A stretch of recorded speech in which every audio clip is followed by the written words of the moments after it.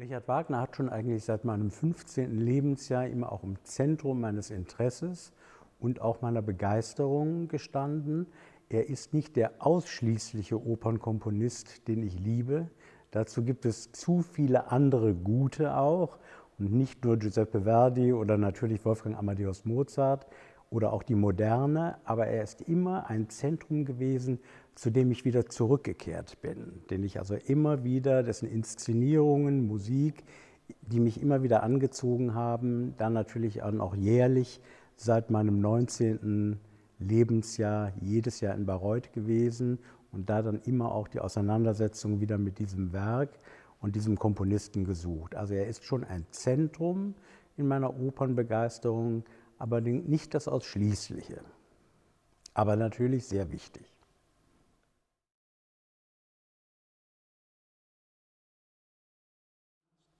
Ich liebe grundsätzlich alle Werke. Vielleicht ist es der Fliegende Holländer, der mir am wenigsten wichtig ist, aber von Tannhäuser bis Parzival, wenn die Inszenierung stimmt, wenn das Orchester und die Sänger großartig sind, liebe ich eigentlich alle Werke. Ein Werk, was mich besonders berührt, was vielleicht tatsächlich das ist, über das ich Tag und Nacht eigentlich nicht nachdenke, aber wenn Sie mich nachts wecken würden, ich könnte sofort jede Textstelle sagen, ist der Parzival. Also Parzival ist eben wirklich für mich ein Nonplusultra, trotz Tristan, trotz Meistersinger und trotz Ringen. Also den Parzival finde ich unglaublich. Also für mich ist der Parzival ähnlich etwa wie die 9. Symphonie von Gustav Mahler oder das Lied von der Erde. Das ist Musik von einer anderen Welt.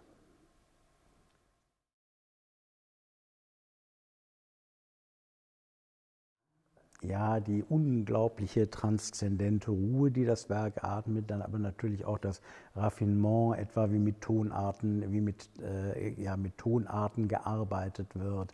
Die Modernität, die es neben dem schon ein bisschen den mechanisch gewordenen Mitteln durchaus hat. Es ist ja vielleicht nicht so inspiriert wie Tristan oder wie die Meistersinger, aber wie die Musik verarbeitet ist, ist eben unglaublich und letztlich natürlich auch bei aller sehr problematischen Ideologie, die das Werk auch beinhaltet, eine Psychologie, die ich ungeheuer interessant finde.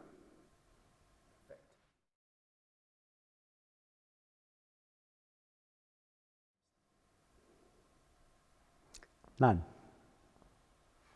es ist kein Unterschied, ob ich über eine Wagner-Oper spreche, mit ihren geistigen Bezügen, mit ihren literarisch-philosophischen Reminiszenzen oder etwa über eine Oper, sagen wir mal ein Gipfelwerk Mozarts in der Zusammenarbeit mit Da Ponte, ist kein Unterschied.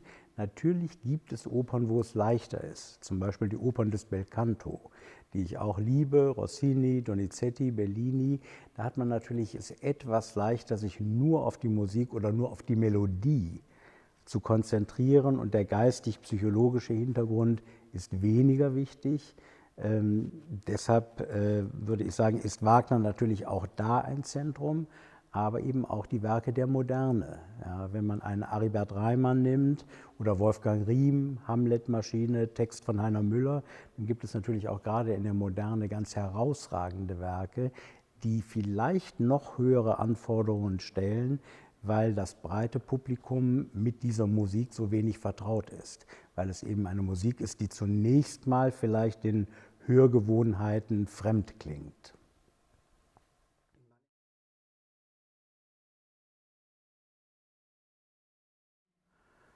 Ja, ich glaube, das sind eben die gängigen Vorurteile. Ja, also die Musik ist zu laut, das Stück ist zu lang, aber letztlich natürlich wie so häufig ein mangelndes sich damit auseinandergesetzt haben. Wenn jemand das Werk kennt, wenn er es durchdrungen hat, hat er diese Probleme nicht mehr. Das muss man ja wirklich sagen. Ja. Und der Antisemitismus Wagners steht nochmal auf einem anderen Blatt. Der spielt natürlich möglicherweise in das Werk mit rein, denn Wagner ist eben so nah bei jeder Hauptperson seiner Opern, sondern auch psychologisch, dass man davon ausgehen kann, es ist durchaus auch einiges wenn auch sublimiert, also nicht direkt zu spüren, aber durchaus möglich, dass eben da auch Gedankengänge eingegangen sind. Das kann man, glaube ich, nicht verleugnen. Ich bin nicht ein Verfechter der Auffassung, dass man das Werk von der Person des Komponisten trennen muss. Ich glaube, dass speziell bei Wagner das Werk von demjenigen, von Richard Wagner, gar nicht zu trennen ist. Das ist Bestandteil eigentlich auch der Kompositionen.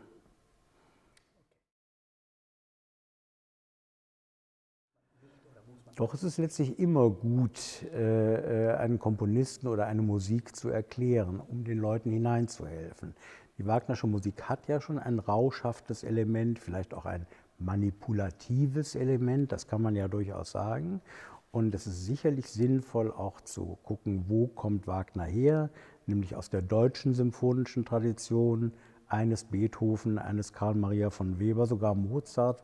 Sogar auf den könnte man zurückgehen und man hilft den Leuten natürlich, indem man sie mit der Musik im Vorfeld schon vertraut macht und auch mit den Stoffen, die sich vielleicht nicht ohne weiteres erschließen. Und dann finde ich, ist die Länge später nebensächlich.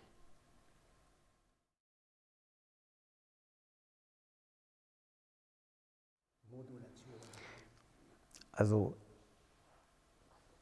die Behandlung oder die Kunst, mit Tonarten umzugehen, hat man selbstverständlich bei allen großen Opernkomponisten.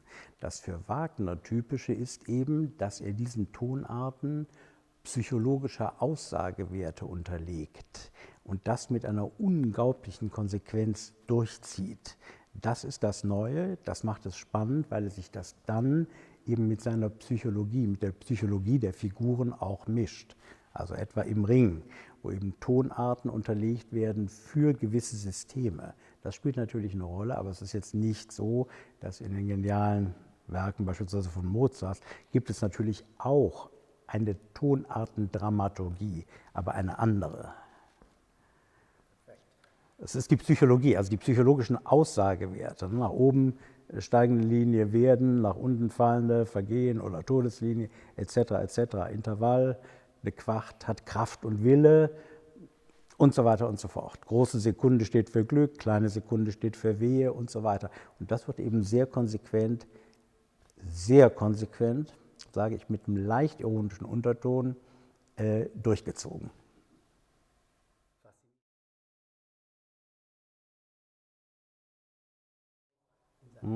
Spannungsakkorde gibt es schon bei Mozart, gibt es auch bei Schumann zum Beispiel in dieser herrlichen C-Dur-Fantasie, aber sie haben eben nicht diesen psychologischen Aussagewert, den Wagner dann unterlegt.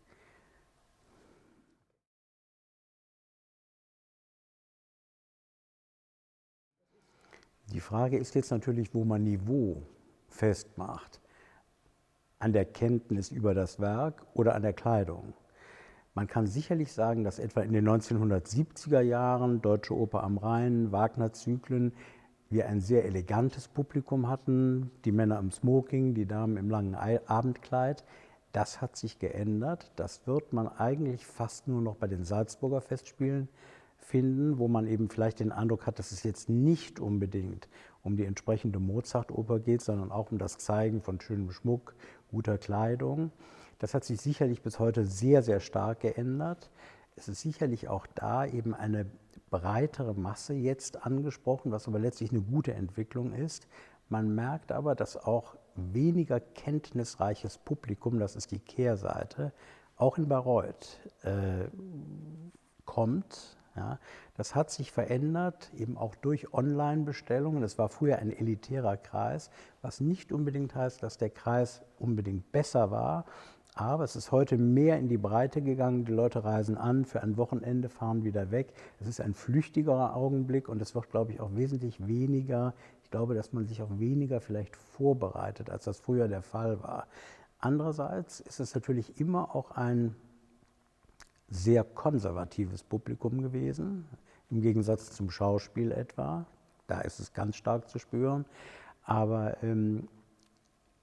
ich glaube schon, dass sich das Publikum der Wagner-Opern in den großen Opernhäusern und auch in Bayreuth also schon verändert hat. Ich glaube, das kann man sagen. Es ist, glaube ich, weniger konservativ, ich will jetzt nicht sagen reaktionär, aber weniger konservativ geworden, vielleicht auch offener geworden, aber vielleicht auch weniger Bildungsbürgertum vertreten im Vergleich zu früher. Da war das vielleicht doch stärker.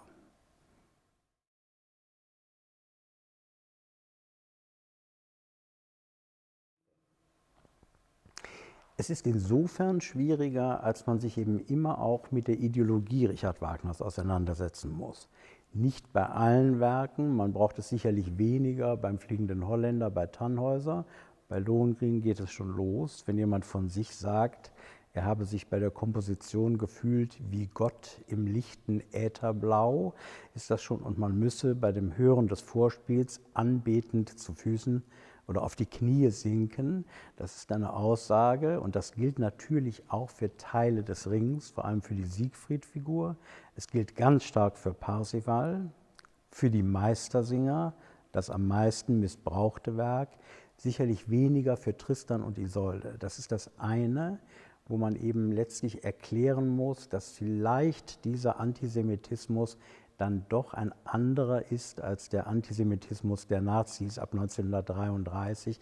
Denn es ist nun mal auch der typische Antisemitismus des 19. Jahrhunderts, den man natürlich auch in Paris oder London gefunden hat. Aber aufgrund der deutschen Geschichte, die sich ja leider in einer Weise fortgesetzt hat, die auch immer wieder diese Wagnerschen Opern als Stichwortgeber benutzt haben, ist das ein Thema, was es schwieriger macht, als jetzt über eine Mozart-Oper zu referieren. Das andere, was man eben immer auch hat, ist der Erlösungsschluss, diese Utopie. Ich habe es heute im Holländer besprochen, auf die Kurzformel gebracht: opferbereite Frau opfert sich für egoistischen Mann ohne Abwägung von Gründen. Elsa, Senta und so weiter. Das ist natürlich auch, also die Erlösungsschlüsse sind ein Problem, die man auflösen muss und wo man dann immer auch auf die aktuelle Regie, modern oder konservativ, eingehen muss. Welche Position kann man dazu beziehen? Das finde ich wichtig, und dann eben die Ideologie allgemein. Braucht man aber nicht bei allen Werken zu machen. Also bei Tristan und Isolde gehe ich darauf nicht ein. Bei den Meistersingern, die so stark eben doch vereinnahmt worden sind durch den Nationalsozialismus, muss man es meines Erachtens tun, wenn man einen guten Vortrag halten will.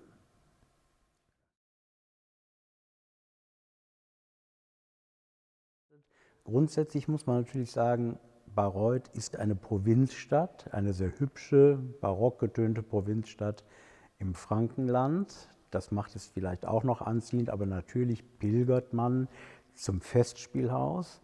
Finde ich nachvollziehbar, weil ich der Meinung bin, dass die Akustik des Festspielhauses, das Niveau der Chöre, des Orchesters, egal jetzt mal wer dirigiert, outstanding ist, das zieht Leute an.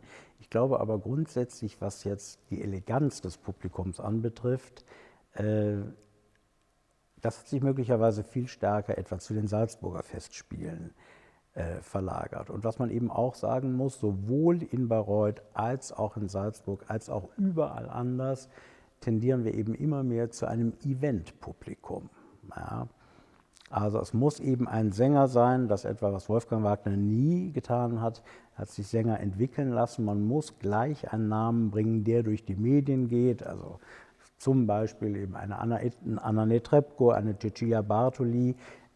Das heißt, da wo zündende Namen sind, die durch die Medien gegangen sind, ist das Interesse dann auch größer, oft zu Unrecht, weil es ganz tolle Sänger gibt, deren Namen vielleicht nicht so klangvoll sind. Das hat sich wahrscheinlich etwas geändert.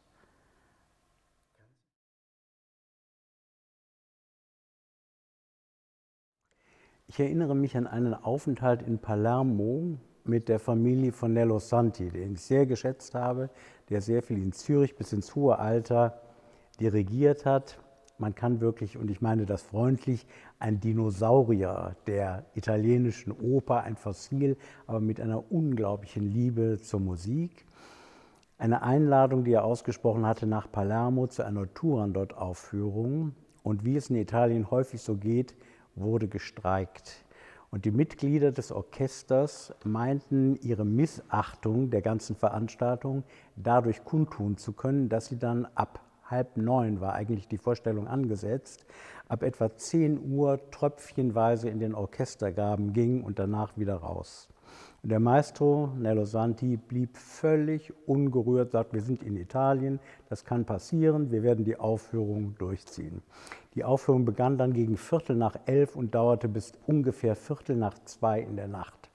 Da Nello Santi aber nicht nur den Hörgenüssen, sondern auch den kulinarischen Genüssen sehr zugetan waren, hat er dann seine arme Frau, die immer in einer dienenden Rolle war, eine ganz reizende ältere Dame, gesagt, er müsste jetzt noch Pasta essen. Und wir sind dann rausgegangen nach Palermo, sämtliche Restaurants waren geschlossen und er sagte, Gabi, heute Abend brauchen wir Pasta, subito. Und dann wurde der Kellner aus dem Hotel, wo die Familie Santi wohnte, aus dem Bett geklingelt und hat dann wirklich um 2, halb 3 noch Pasta, Suppen gemacht. Wir hatten einen riesigen Tisch, wo er den Vorsitz übernahm. Man durfte selbstverständlich nicht bezahlen. Es war die Familie, es war der Intendant, es waren alle Sänger.